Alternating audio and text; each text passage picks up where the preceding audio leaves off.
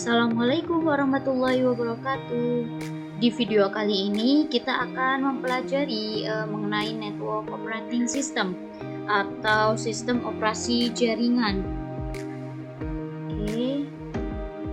Nah, apa sih sistem operasi jaringan itu?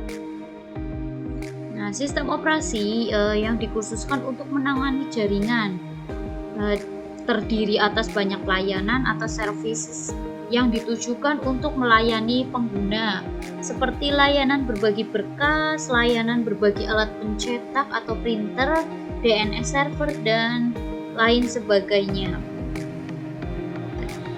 Untuk karakteristik sistem operasi jaringan terbagi menjadi 5, yaitu pusat kendali sumber daya jaringan, akses aman ke sebuah jaringan, mengizinkan remote user untuk terkoneksi ke jaringan. Selanjutnya, mengizinkan user atau firmware terkoneksi ke jaringan lain. Dan yang terakhir adalah backup data dan memastikan data tersebut itu selalu tersedia. Nah, untuk fungsi utama sistem operasi jaringan. Jadi, fungsi yang pertama adalah menghubungkan sejumlah komputer dan perangkat lainnya ke sebuah jaringan. Ya, selanjutnya untuk mengelola dan menyediakan layanan. Poin ketiga adalah menyediakan keamanan jaringan bagi multiple user. Yang keempat adalah mudah menambahkan klien dan sumber daya lainnya, memonitor status dan fungsi elemen jaringan, dan sampai yang terakhir adalah untuk menyediakan toleransi kesalahan. Selanjutnya kita akan belajar mengenai jenis-jenis sistem operasi jaringan berdasarkan layanan atau interface. Di sini terbagi menjadi 2, yaitu GUI dan CLI. Kita bahas satu-satu dulu teman-teman. Untuk GUI, Graphic User Interface, itu sistem operasi yang dalam proses instalasinya user tidak perlu untuk menghafal sintaksnya.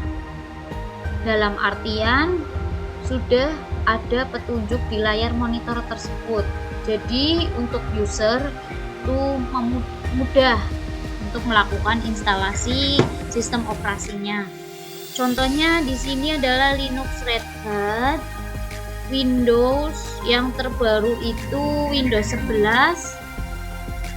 Turun lagi itu ada Windows 10, ada Windows 8, ada Windows 7. Yang kedua adalah ada CLI atau singkatan dari Command Line Interface. Pengertiannya adalah sistem operasi yang proses instalasinya itu user harus menghafal perintah DOS-nya. Kalau Anda beli laptop atau komputer yang belum diinstal, masih kosongan, yaitu harus diinstal menggunakan CLI. Contohnya kayak Linux Debian yang CLI, Linux SUSE, Solaris, ya, Mandrake, dan lain sebagainya. Slide yang tadi menjelaskan jenis sistem operasi jaringan berdasarkan layanan. Nah, kita akan belajar mengenai jenis-jenis dari sistem operasi jaringan itu sendiri.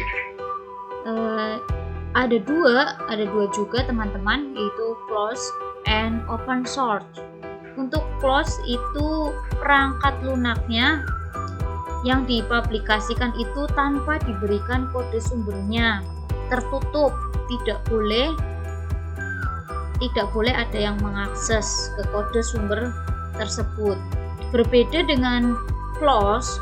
Nah, open source itu kebalikannya, di mana kode programnya itu bersifat terbuka dan disediakan oleh pengembangnya. Jadi untuk bisa dipelajari, diubah ataupun dikembangkan lagi, ya, baik untuk memperbaiki bugnya atau kesalahan pada program tersebut. Nah, untuk pertemuan kita kali ini, saya akan memberikan tugas kepada Anda semua, ya.